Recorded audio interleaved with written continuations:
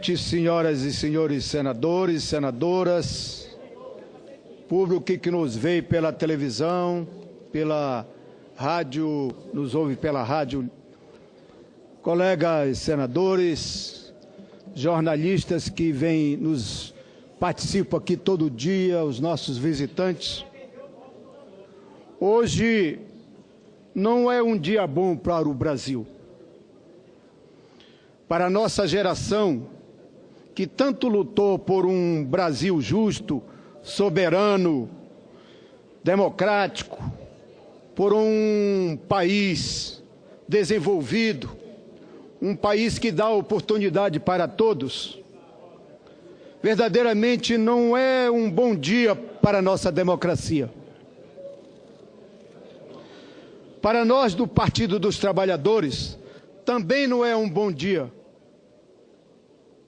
Entre nós, há uma mistura de tristeza e de indignação. Porque hoje, infelizmente, estamos assistindo uma maioria política parlamentar nascida de uma conspiração contra um governo legitimamente eleito, nascido da vontade da maioria do povo brasileiro. Existe uma aliança política que cheira a golpe. E quando a gente fala...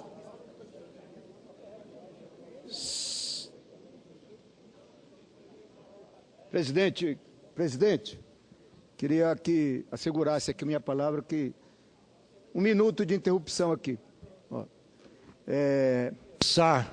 Vamos compensar então esse tempo.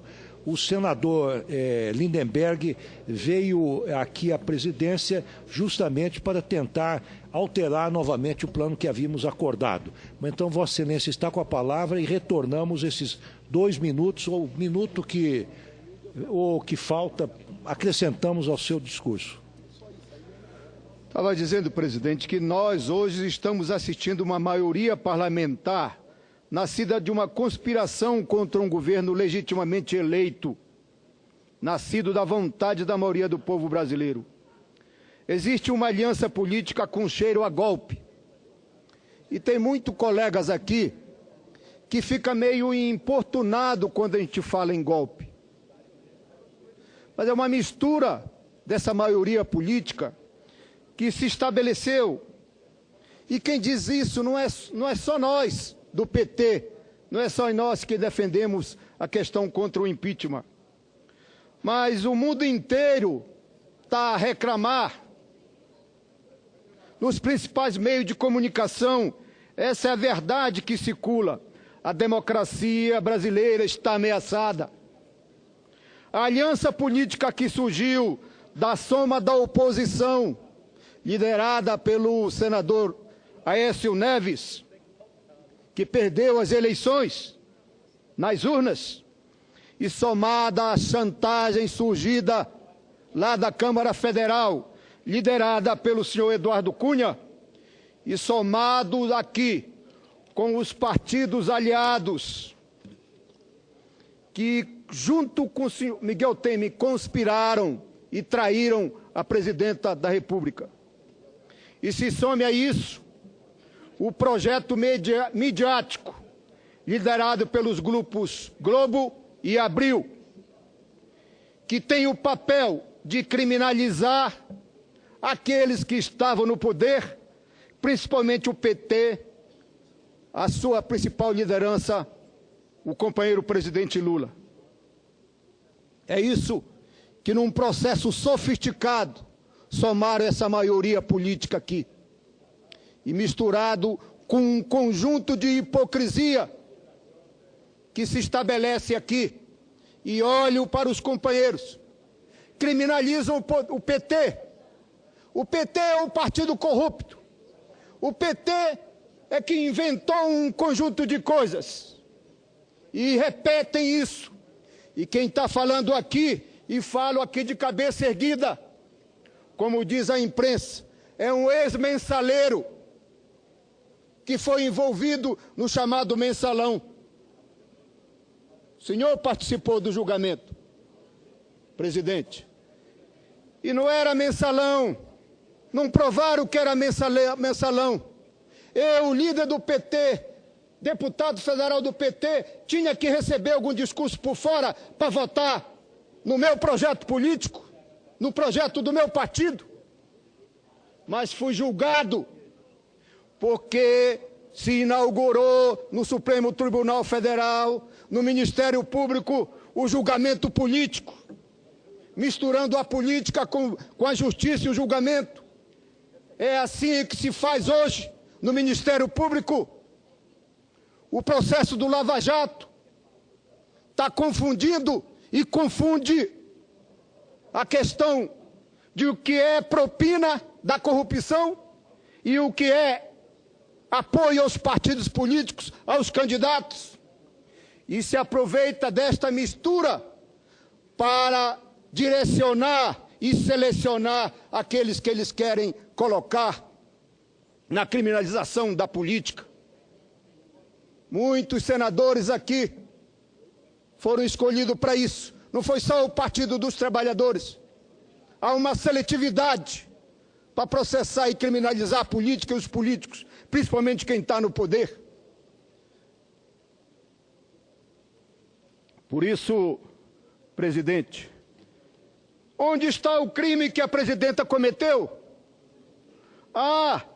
Dizem, não há crime penal, mas há uma irresponsabilidade fiscal. Aí vem até alguns aqui com a Constituição na mão. Mas por que não usam a Constituição lá no seu estado? Contra o governador, contra o prefeito, que são costumais nesse processo do processo da manipulação da criatividade contábil, porque tem problemas na arrecadação. O nosso processo da economia é cheio de altos e baixos. Pois bem, mas criminalizam a presidenta, porque é o partido que está no poder e interessa aqueles que conspiraram para retomar o poder para suas mãos. Mas dizem, não tem crime penal, mas tem irresponsabilidade, a tal da pedalada. Mas como irresponsabilidade? Se ela usou o orçamento para cumprir os programas de inclusão social, usou para cumprir o investimento subsidiado na agricultura.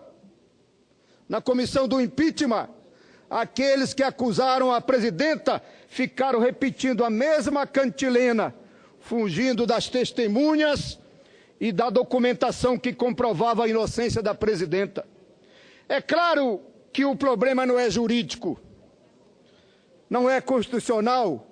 O relatório do senador Anastasia, com todo respeito, é uma aberração jurídica. O problema não é político, é a derrubada política de uma presidenta eleita nas urnas. A elite brasileira retoma, assim, o poder para suas mãos no tapetão, no golpe, na conspiração. E mesmo sem se confirmar no poder, já mostram, ou já estão mostrando a que vieram. A volta da velha política. Vender o nosso patrimônio, as nossas riquezas, como já estão fazendo com o pré-sal. Acabar ou diminuir com conquista de políticas públicas que fizeram a cidadania implementadas nos últimos 3 anos dos nossos governos. Acabar com os direitos dos trabalhadores e as conquistas estratégicas de uma sociedade democrática. Já anunciaram a reforma da Previdência com perdas importantes para aqueles que estão à busca da Previdência Social. A precarização do trabalho com a terceirização e o aumento da jornada de trabalho, entre outros retrocessos. Está aí, estão anunciando. Hoje é um dia triste, porque a repressão começa a voltar.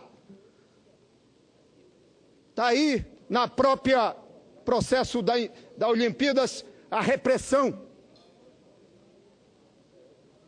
Apagar das manchetes dos jornais. Não pode anunciar fora Temer dos jornais.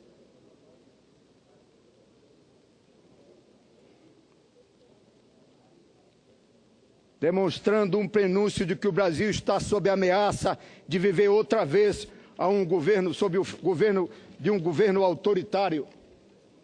A democracia está indo para o ralo da história. A elite brasileira na história do Brasil sempre agiu assim. Quando perde o poder, retoma no golpe, na marra, na mentira, na pregação do caos. Nós, os trabalhadores e democráticos, sabemos quanto custa a democracia para nós. Custa vidas, a briga pelos direitos. Eu mesmo tenho um exemplo desse lá no meu estado. Venho de uma história de luta dos trabalhadores do movimento sindical. Quantos companheiros e líderes sindicais, líderes religiosos, líderes advogados, porque a briga por um pedaço de terra custa vidas e vidas, e só na democracia que a gente conquista um processo de equilíbrio para poder dar oportunidade para todos no pedaço de terra. Foi na democracia que conquistamos a eleger um operário que se tornou um dos melhores presidentes da República, porque criou a possibilidade de nós termos um país para todos, um país que desse oportunidade para todos, e mostrou que não é preciso perseguir o grande para processar e equilibrar e construir uma economia e uma sociedade que possa dar oportunidade para todos. Por isso, senhor presidente, a briga aqui não é só pela retomada do governo da companheira Dilma. A briga é para assegurar a democracia e assegurar as conquistas que nós fizemos neste país. Custou lutas, custou vida. Viva a democracia!